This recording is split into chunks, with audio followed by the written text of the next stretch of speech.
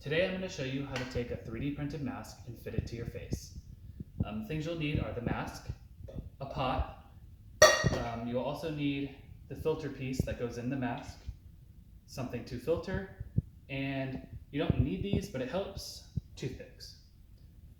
So just a disclaimer, obviously you're taking hot water and plastic and putting it to your face. So when you do it, make sure that the plastic is not too hot. Touch it before you put it up to your face, because if it's too hot for your hand, it's obviously too hot for your face. So the first thing you're going to do is take the pot and get some water. I have an instant hot water spout over here, so I'm going to use that. When you boil the water, it doesn't have to be like boiling super hot. I mean, this is plenty hot coming out of this, and it's not boiling yet. I get about probably 1.5 inches to 2 inches of water.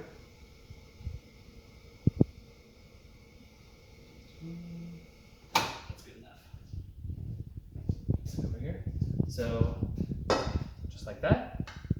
And what you do is you take the mask, and if you press it up against your face, because everybody's face is different, it does not actually make a flush seal around your face.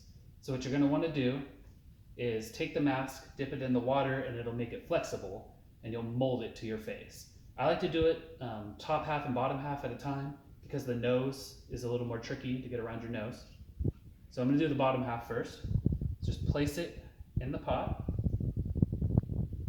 I'm actually holding it up from touching the bottom, that way I can just get enough in there so you can actually mold the outside part. So now that I pull it out, you can actually see that it flexes when you do that. Try not to flex it too much, because you can tear it. If you do, you can put super glue or something in there. If you make a big area that's torn off, you can glue it. So I waited too long to push it to my face because I wanted to show you it was flexible, so I'm going to do it again. About 5 to 10 seconds is good enough. Pull it out. It's flexible. It's not too hot for my hands. If you push it up against your face and then press it in, you can actually make a nice seal, because now it's going around my cheek and it's actually sealing really well. You can do it as many times as you need to get a good fit. For the top part, I like to take the toothpicks and actually put them in the holes up top. The holes are actually smaller up top, so if you do flex it too much, you can actually clog the holes.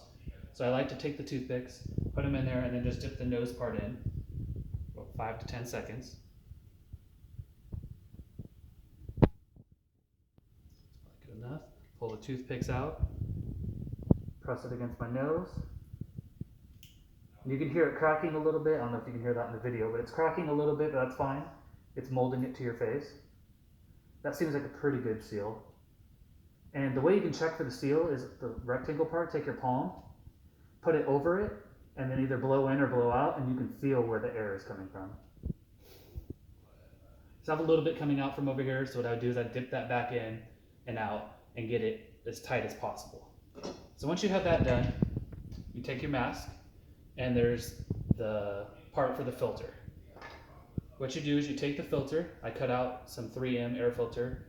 Use whatever filter you think is best. There's a lot of information online that say some are better than others. I use this because it's what I have available. I'm not saying it's safe or it's whatever. Use whatever you think is best. So I cut it out to fit just a little bit bigger than the flange. And what you do is you take it and you push it in just like that. You'll hear it click. There you go. You have your filter in front of your mask.